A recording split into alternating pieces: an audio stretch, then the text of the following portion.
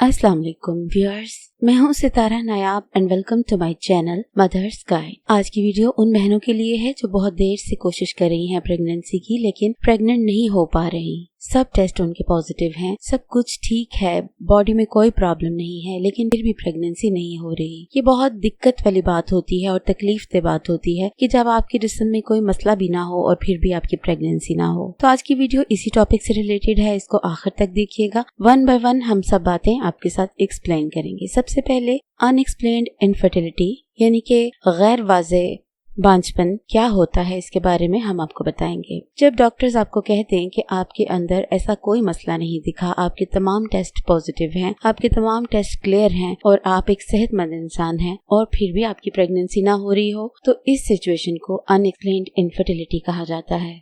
ऐसे में डॉक्टर ये देखते हैं कि आपके जो यूट्रस है उसकी शेप में कोई मसला तो नहीं है, या आपकी ओवरीज रेगुलर एग्स प्रोड्यूस कर रही हैं, आपकी फेलोपियन ट्यूब्स ओपन है या नहीं है, आपका एग अच्छी क्वालिटी का है या नहीं, आपका जो ब्रेन है वो प्रॉपर तरीके से हार्मोन रिलीज कर रहा है या नहीं, आपके जो पार्टनर है उसका सीमन एनालिसिस ठीक है, उसके स्पर्म्स का काउंट ठीक है, उसके स्पर्म्स मोटाइल हैं, उनकी शेप ठीक है या नहीं। और उसके बाद ये देखा जाता है कि अगर तो आप 35 साल से छोटी हैं और आपको 1 साल से ज्यादा हो गया है और आप प्रेग्नेंट नहीं हुई, और अगर आपकी उम्र 35 साल से बड़ी है और 6 महीने से ज्यादा देर हो गई है और आप प्रेग्नेंट नहीं हुई, तो इस सिचुएशन को अनएक्सप्लेन्ड इनफर्टिलिटी कहा जाता है। सवाल ये भी किया जाता है कि कितने % कपल्स ऐसे हैं जिनमें इनफर्टिलिटी होती है जिसकी कोई रीजन नहीं होती। एक सर्वे के मुताबिक तो सिर्फ 10% लोग ऐसे हैं जो कंसीव नहीं कर पाते, लेकिन दूसरे सर्वे के मुताबिक तकरीबन 30% लोग ऐसे हैं जो बज़ाहिर उनके अंदर ऐसा कोई नक्स नजर नहीं आता और वो प्रेग्नेंट नहीं हो पाते। फिर सवाल ये भी आता है कि क्या ये पॉसिबल है कि हम में अनएक्सप्लेन्ड इनफर्टिलिटी का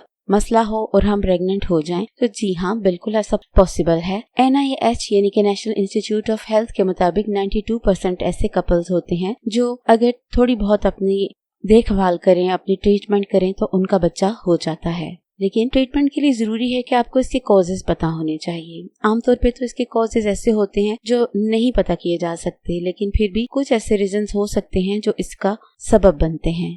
पहला, एन अनडायग्नोज्ड अंडरलाइंग कंडीशन, यानी कि जिस्म के अंदर ऐसी कोई बीमारी होती है जिसका ये साइड इफेक्ट हो रहा होता है, जैसे कि डायबिटीज हो सकती है, थायराइड हो सकता है, या सीलिएक डिजीज हो सकती है जिसको ग्लूटेन एलर्जी भी कहा जाता है। तो ये ऐसी चीजें हो सकती हैं जो आपकी फर्टिलिटी के ऊपर असरअंदाज होती हैं। दूसरी चीज एंडोमेट्रियोसिस होता है। ये अगर आपको माइल्ड भी हो तो भी आप में इनफर्टिलिटी कॉज कर सकता है, और अगर ये सीवियर हो तो फिर तो लाजमी ये इनफर्टिलिटी कॉज करेगा। फिर सर्विकल म्यूकस जो होता है, यानी आपके रहम के मुंह के आगे जो मवाद होता है उसकी pH और उसकी कंसिस्टेंसी ऐसी होनी चाहिए कि स्पर्म इजीली स्विम करके आपके एग तक पहुंच जाए। अगर ऐसा ना हो तो ये भी आपकी एक इनफर्टिलिटी का कॉज बन सकता है। फिर एग की क्वालिटी भी बेहतरीन होनी चाहिए। अगर आपकी एग की क्वालिटी ऐसी नहीं है जो एक बच्चे को जन्म दे सके, तो फिर आपको इस तरह का मसला हो जाता है।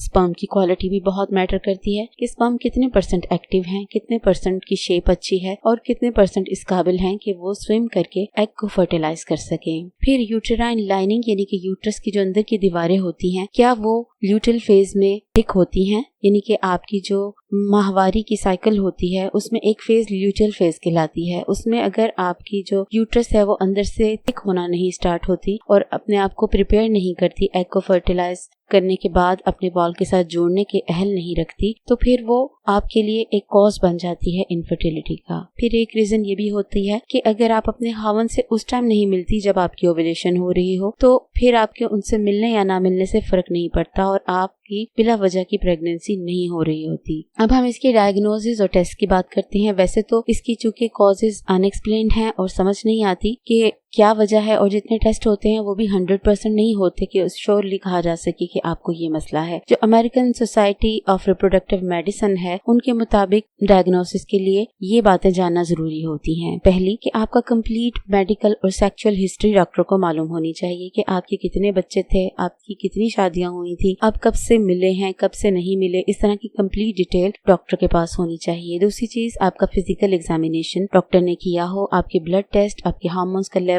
सब कुछ डॉक्टर के इल्म में होना चाहिए। फिर आपके रिप्रोडक्टिव पार्ट्स की असेसमेंट होनी चाहिए, यानी कि क्या आपकी ट्यूब्स ओपन है, आपकी ओवरीज ठीक से काम कर रही हैं, आपकी यूट्रस सही हालत में है। इसके लिए वो मुख्तलिफ टेस्ट यूज करते हैं जिसमें अल्ट्रासाउंड से लेके एडवांस्ड मशीनें यूज की जाती हैं जिनसे इमेजेस इकट्ठे किए जाते हैं, जिसको हिस्टेरोसैल्पिनोग्राम भी कहा जाता है और लेप्रोस्कोपी भी कहा जाता है। फिर सेमन एनालिसिस की रिपोर्ट होनी चाहिए जो कि एग्जैक्ट हो। फिर ओवेरियन रिजर्व टेस्टिंग होती है, यानी कि ओवरीज के अंदर कितने अंडे मौजूद हैं जो कि अच्छी हालत में हैं या जो आगे ग्रो होके आपको प्रेगनेंसी दे सकते हैं। फिर आपकी ओव्यूलेशन की टाइमिंग वगैरह को भी चेक किया जाता है। इसके बाद ट्रीटमेंट की बात की जाती है तो ट्रीटमेंट के मुख्तलिफ जरिए होते हैं जिससे डॉक्टर अंदाजा लगा सकते हैं कि आपका जो प्रॉब्लम है उसका इलाज किस तरीके से होगा। सबसे पहले जो चीज है वो होती है असिस्टेड रिप्रोडक्टिव टेक्नोलॉजी, जिसको ART भी कहा जाता है। इस ट्रीटमेंट में फर्टिलाइजेशन के प्रोसेस को लैब में किया जाता है। ये दो तरह से होता है। अगर तो आपके एग को और स्पर्म को लेकर लेबोरेटरी में फर्टिलाइज किया जाता है तो इस प्रोसेस को इंट्रा यूटेराइन इंसेमिनेशन या IUI कहा जाता है। और अगर लैब के अंदर ही एम्ब्रियो प्रोड्यूस करके उसको ग्रो किया जाता है तो इस प्रोसेस को IVF कहा जाता है, यानी कि इन विट्रो फर्टिलाइजेशन। तो ये दो तरीके होते हैं जिसके जरिए से आपकी ट्रीटमेंट की जाती है। फिर मेडिकेशंस आपको ऐसी दी जाती हैं जो कि आपकी जो प्रॉब्लम्स है उनको दूर करती हैं। ज्यादा जो बीमारी में दवाइयाँ दी जाती हैं वो गोनाडोट्रोपिन होती है या क्लोमिफेन होती है या लेट्रोजोल भी दी जाती है, लेकिन लेट्रोजोल ऑफ लेबल मेडिसिन है इसलिए इसको ज्यादा प्रेस्क्राइब नहीं किया जाता।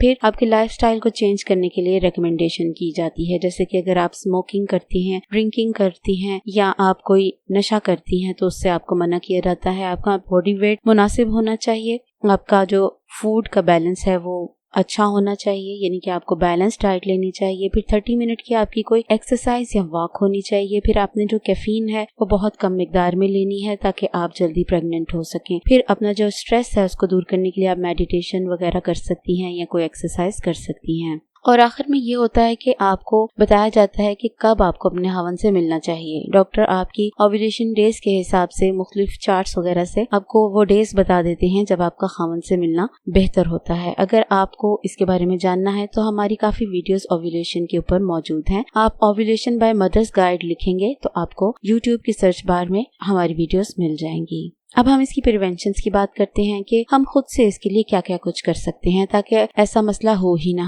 तो सबसे पहले अपने वेट को, अपने BMI को बिल्कुल मुनासिब रखना चाहिए अपने हाइट के हिसाब से। फिर अगर हम कोई स्मोकिंग या अल्कोहल वगैरह लेते हैं तो उसको छोड़ देना है। अगर हमारी सेक्सुअल हिस्ट्री में STI है यानी कि सेक्सुअली ट्रांसमिटेड इन्फेक्शन है तो उसके लिए हमें प्रोटेक्शन यूज करनी चाहिए। लोग ये भी सवाल करते हैं कि अनएक्सप्लेन्ड इनफर्टिलिटी से कितने % लोगों के बच्चे हो जाते हैं। तो इसका जो एक सर्वे किया गया है उसके मुताबिक 43% लोग ऐसे हैं जिनका कोई भी ट्रीटमेंट किए बगैर बच्चा हो जाता है। तो होप फॉर द बेस्ट। आप लोग जो टिप्स दी गई हैं और प्रिवेंशंस बताई गई हैं उन पे अमल करें और इस वीडियो को उन बहनों के साथ जरूर शेयर करें जो प्रेग्नेंट होना चाहती हैं, सेहतमंद हैं और उनका बच्चा नहीं होता और उनको समझ नहीं आती कि ऐसा क्यों नहीं होता। ऐसा जरूरी नहीं कि पहले बच्चे की दफा हो, कहीं औरतों के साथ दूसरी प्रेगनेंसी नहीं हो पाती तो उनके लिए भी यही सारी बातें लाजमी है कि वो उसको कंसिडर करें। वीडियो कैसी लगी इसके बारे में अपनी राय जरूर दें। नई वीडियो आने तक अपना बहुत सा ख्याल रखिए। Take care. अल्लाह हाफिज।